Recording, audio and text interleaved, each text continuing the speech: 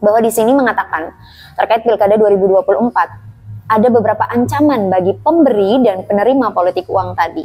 Ancaman hukuman berat akan diberlakukan bagi pihak yang terlibat dalam praktik politik uang, baik pemberi maupun penerima. 187A ayat 1 dan 2 Undang-Undang Nomor 10 Tahun 2016 tentang Pilkada, mereka yang terbukti melakukan pelanggaran ini terancam pidana penjara hingga 72 bulan serta denda maksimal 1 miliar. Jangan sampai suara kita digadaikan begitu saja dengan barter yang mana selembar uang saja biasanya cuma 5.000, 20.000, 10.000, 50.000, 100.000 dan seterusnya gitu, atau dengan pemberian sembako tadi. Jadi jangan sampai mau suaranya digadaikan hanya dengan selembar uang atau sembako saja. Terkait pesta demokrasi ini adalah tanggung jawab kita semua, masyarakat sipil kolektif semuanya. Teman-teman semua harus berperan aktif melakukan pemilihan yang aman, damai, dan anti money politik. Hai teman-teman semua, kembali lagi dengan kami Paham Perempuan. Paham Perempuan kali ini melakukan ngaji bris bersama kembali. Jadi mari ngaji bris bersama.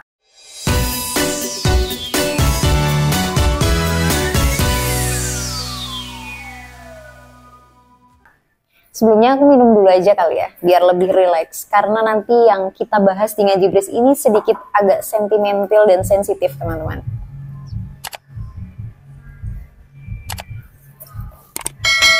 Oke, ngaji bris kali ini kita akan membahas terkait money politik dalam penyelenggaraan pemilu.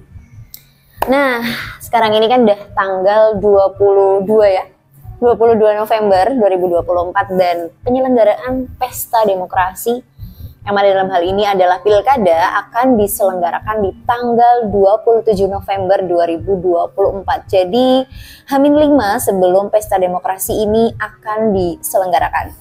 Nah teman-teman, money politik itu adalah salah satu polemik atau problem yang setiap tahun atau bahkan momen-momen pesta demokrasi ini selalu menyoal money politik. Nah, untuk teman-teman yang belum ngerti definisi dari money politik itu apa, money politik itu bahasa Indonesianya politik uang atau politik perut, teman-teman. Money politik adalah suatu bentuk pemberian atau janji menyuap seseorang yang katanya baik, supaya orang itu tidak menjalankan haknya untuk memilih, maupun supaya ia menjalankan haknya dengan cara tertentu pada saat pemilihan umum. Nah, pembelian bisa dilakukan menggunakan uang atau barang. Maksudnya pembelian ini adalah transaksinya berupa pemberian uang atau suatu barang, teman-teman. Dan politik uang atau money politik adalah sebuah bentuk pelanggaran kampanye. Politik uang umumnya dilakukan simpatisan, kader, atau bahkan pengurus partai politik itu sendiri menjelang hari H pemilihan umum. Dan praktik politik uang ini dilakukan dengan cara pemberian berbentuk uang, sembako, yang tentunya kita tahu bahwa sembako ini yang menjadi pilar utama di kehidupan rumah tangga tentunya. Dan yang pastinya yang akan gencar dan berbahagia adalah para ibu-ibu yang menerima sembako ini, teman-teman. Dan sembako di dalamnya berisikan beras, minyak, gula, telur, dan lain sebagainya kepada masyarakat dengan tujuan tadi untuk menarik simpati masyarakat agar mereka memberikan suaranya untuk partai yang bersangkutan. Dan ini bukan merupakan suatu konflik atau problem yang privat banget gitu atau rahasia banget, tapi ini menjadi rahasia umum kita semua. Dan semoga dengan adanya ngaji bris yang membahas terkait money politik ini adalah tidak menormalisasi terkait adanya money politik tadi ya teman-teman. Dan di sini kami mengutip dari wikipedia.org. Di sini ada dasar hukumnya teman-teman. Pasal 73 ayat 3 Undang-Undang Nomor 3 Tahun 1999 yang berbunyi seperti ini. Barang siapa pada waktu diselenggarakannya pemilihan umum menurut undang-undang ini dengan pemberian atau janji menyuap seseorang, baik supaya orang itu tidak menjalankan haknya untuk memilih maupun supaya ia menjalankan haknya dengan cara tertentu tadi, maka dipidana dengan pidana hukuman penjara paling lama 3 tahun. Dan pidana itu dikenakan juga kepada pemilih yang menerima suap berupa pemberian atau janji berbuat sesuatu. Jadi, tujuan daripada ngaji BRIS kali ini adalah agar teman-teman semua, khususnya mungkin yang melakukan pengawasan, yang menjadi petugas-petugas, dan kita semua sebagai masyarakat sipil ya, masyarakat biasa yang tidak melangsungkan juga menjadi kepanitiaan atau pengawasan di setiap daerahnya, itu untuk lebih menyadarkan diri teman-teman bahwa dengan adanya money politik ini tidak menjadi suatu hal yang saya kira murahan sekali teman-teman, bahwa jangan sampai suara kita digadaikan begitu saja dengan barter yang mana selebar uang saja biasanya cuma 5.000, 20.000, 10.000, 50.000, 100.000 dan seterusnya gitu, atau dengan pemberian sembako tadi. Jadi mohon dengan sangat teman-teman, ibu-ibu, bapak-bapak, anak-anak, maksudnya mbak-mbak, mas-mas semuanya, untuk pemilihan serentak atau pesta demokrasi tahun ini agar tidak menormalisasi atau tidak mengiyakan terkait adanya money politik tadi. Dan kita sebagai warga negara yang baik atau masyarakat yang baik sudah semestinya suara kita itu diberikan dengan dengan bijak gitu, memilih calon yang tentunya teman-teman harus ketahui. Jadi ketika kita sebelum datang ke TPS, teman-teman tuh sudah jauh-jauh hari melihat atau menyimak dari setiap calon-calon yang sudah bertengger tuh di mana-mana, bannernya, infonya, dan segala macam di dalamnya ya, hiruk pikuknya, ada tim ses dan lain sebagainya. Nah di sini teman-teman tuh harus tahu dulu nih calonnya ada berapa, calonnya namanya siapa aja gitu kan. Dan kedua, teman-teman juga harus tahu visi dan misi dari para calon itu tadi. Visinya kira-kira apa ya gitu, misinya kira-kira apa gitu. Dan ketiga, teman-teman juga harus tahu program atau kebijakan apa yang mereka usungkan. Dan tentunya program atau visi misi ini beriringan baik dan bermanfaat untuk kemaslahatan kita semua sebagai masyarakat. Karena tadi teman-teman, calon-calon tadi adalah yang nantinya menjadi kepanjangan tangan kita atau menjadi jembatan kita sebagai masyarakat dan pemilih kebijakan. Jadi jangan sampai mau suaranya digadaikan hanya dengan selembar uang atau sembako saja. Seperti itu. Dan kalau teman-teman barangkali belum tahu ya, tadi kan aku udah bacain dasar hukumnya dari money politik itu sendiri. Di sini aku mengutip dari website rri.co.id bahwa di sini mengatakan terkait Pilkada 2024 ada beberapa ancaman bagi pemberi dan penerima politik uang tadi. Nah, mungkin aku bacakan ya teman-teman agar teman-teman tuh lebih jelas dan lebih sadar gitu bahwa money politik itu tidak diperbolehkan. Pada Pilkada 2024 mendatang atau nanti di tanggal 27 November, ancaman hukuman berat akan diberlakukan bagi pihak yang terlibat dalam praktik politik uang, baik pemberi maupun penerima. Ini perlu digarisbawahi, baik pemberi maupun penerima. Berdasarkan ketentuan yang tertuang dalam 187A ayat 1 dan 2 Undang-Undang Nomor 10 Tahun 2016 tentang Pilkada, mereka yang terbukti melakukan pelanggaran ini terancam pidana penjara hingga 72 bulan serta denda maksimal 1 miliar. Dan di sini beberapa Bawaslu entah di beberapa kabupaten gitu ya, menghimbau masyarakat untuk menghindari keterlibatan dalam praktik yang dapat merusak demokrasi ini. Seperti itu teman-teman. Jadi untuk ibu-ibu atau bapak-bapak atau bahkan simbah-simbah yang tiba-tiba didatengin sama oknum-oknum atau kelompok tertentu yang mereka mensosialisasikan calonnya, mereka memperkenalkan dari partai mana, untuk menginstruksikan atau menyuruh teman-teman agar memilih nomor urut sekian atau calon yang ini, jangan pernah mau ya. Dan kalau kita itu kan sering menyebutnya adalah serangan fajar, padahal fajar itu kan tidak salah apa-apa.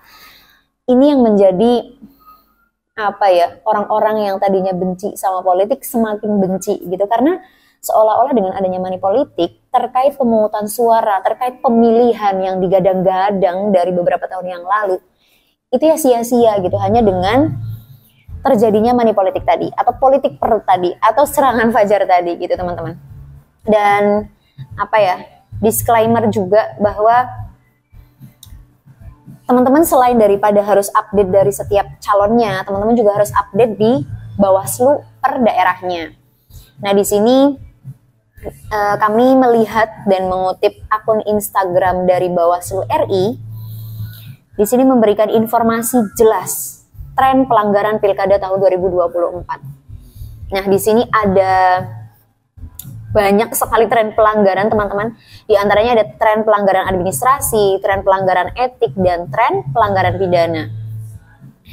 Dan banyak sekali juga tren pelanggaran hukum lainnya. Nah, yang pertama nih teman-teman, kalau teman-teman mau melihat detailnya agar teman-teman bisa membaca dan memahami betul, di situ teman-teman bisa lihat akun Instagramnya Bawaslu RI ya. Nah, yang pertama, tren pelanggaran administrasi itu ada di KPU kabupaten atau kota tidak profesional dalam seleksi PPK atau PPS. Yang kedua, KPU melakukan rekrutmen penyelenggara tidak sesuai dengan prosedur. Yang ketiga, KPU melakukan verifikasi administrasi perbaikan tidak sesuai ketentuan. Yang keempat, KPU provinsi, KPU kabupaten kota melakukan penginputan data dan penggunaan dokumen tidak sesuai dengan ketentuan yang berlaku. Yang kelima, ketua parpol atau partai politik melanggar ketentuan terkait video di media sosial serta iklan-iklan di media elektronik. Dan yang keenam, pejabat negara atau pejabat daerah melakukan kampanye pemilihan tanpa izin atau cuti. Jadi teman-teman bisa lah ya nyimak dimanapun kalian berada. Jangan pernah berpikir bahwa kita sebagai muda-mudi, kita sebagai perempuan khususnya ya, tidak melek politik gitu. Nah, yang kedua ada tren pelanggaran etik. Di sini ada 5. Yang pertama, PPS tidak netral atau menunjukkan keberpihakan kepada peserta pemilihan. Ini jelas pelanggaran sekali gitu ya. Dan yang kedua, Panwascam melanggar kode etik dan pedoman perilaku penyelenggara pemilihan. Yang ketiga, Panwascam tidak profesional dalam seleksi pengawas kelurahan atau desa. Yang keempat, KPU provinsi, KPU kabupaten atau kota, PPK, PPS, KPPS terlibat dalam kepengurusan atau keanggotaan partai politik. Dan yang kelima, pengawas ad hoc tidak netral. Dan yang ketiga, ada tren pelanggaran pidana. Teman-teman, di sini ada 5. Yang pertama, pasal 180 ayat 2 Undang-Undang Nomor 8 Tahun 2015. Setiap orang yang karena jabatannya dengan sengaja melakukan perbuatan melawan hukum, menghilangkan hak seseorang menjadi gubernur atau wakil gubernur, bupati atau wakil bupati, dan wali kota atau wakil wali kota, atau meloloskan calon dan atau pasangan calon yang tidak memenuhi persyaratan. Itu kira-kira menjadi tugas berat juga untuk teman-teman pengawas atau penyelenggara ya. Dan yang kedua, pasal 181 Undang-Undang Nomor 1 Tahun 2015, setiap orang yang dengan sengaja dan mengetahui bahwa suatu surat adalah tidak sah atau dipalsukan, menggunakannya atau menyuruh orang lain menggunakan sebagai surat sah. Yang ketiga, pasal 184 Undang-Undang Nomor 8 Tahun 2015, setiap orang dengan sengaja memberikan keterangan yang tidak benar atau menggunakan surat palsu seolah-olah sebagai surat sah tentang suatu hal yang diperlukan bagi persyaratan untuk menjadi calon gubernur, wakil gubernur, bupati, wakil bupati, wali kota, dan wakil wali kota. Dan masih banyak banget tren pelanggaran pilkada yang disebutkan oleh akun Instagramnya Bawaslu RI. Dan saya kira tidak hanya menjadi tugas yang ditugasi saja dalam hal ini yang menjadi PPK, PPS, KPPS, Bawaslu, Panwascam, dan lain sebagainya, tapi terkait pesta demokrasi ini adalah tanggung jawab kita semua, masyarakat sipil kolektif semuanya. Teman-teman semua harus berperan aktif melakukan pemilihan yang aman, damai, dan anti money politik. Itu teman-teman. Dan harus dipikir betul bahwa adanya pemilihan ini untuk periode 5 tahun ke depan. Bayangin kalau suara kita itu cuma digadaikan dengan selembar uang saja atau dengan satu plastik, satu kresek sembako aja. Itu kan cukup menyeramkan sekali teman-teman. Kita harus berpikir bahwa Indonesia ke depan harus bagaimana. Kita berpikir provinsi kita harus bagaimana ke 5 tahun ke depan gitu. Kita harus berpikir kabupaten atau kota 5 tahun ke depan harus seperti apa. Dan kita juga harus berpikir tentang regenerasi masyarakat kita. Jangan Gen Z, gen milenial, dan gen-gen yang lain jangan hanya berdiam diri, jangan hanya aktif di media sosial, tapi juga berperan aktif, peduli terhadap keberlangsungan, kebermanfaatan masyarakat dengan sebaik-baiknya. Nah, untuk teman-teman yang menonton video Ngaji Bris kali ini terkait sensitif ya teman-teman, semoga bisa tercerahkan dan mampir banget boleh di kolom komentar, share, like, jangan lupa, dan pastiin udah subscribe di channel YouTube Komedi Paham Perempuan dan klik loncengnya agar teman-teman selalu mendapatkan notifikasi atau pemberitahuan terbaru video-video atau konten-konten kami yang semoga bermanfaat untuk semuanya. Jangan pernah bosan untuk menjadi pribadi yang bermanfaat, karena pribadi yang bermanfaat adalah pribadi yang bermartabat. Kalau salam Bawaslu katanya salam awas apa salam pengawas kalau nggak salah. Dan dari kami Paham Perempuan, salam perempuan berdaya. Semoga Ngaji Bris kali ini bermanfaat. Wassalamualaikum warahmatullahi wabarakatuh. Terima kasih.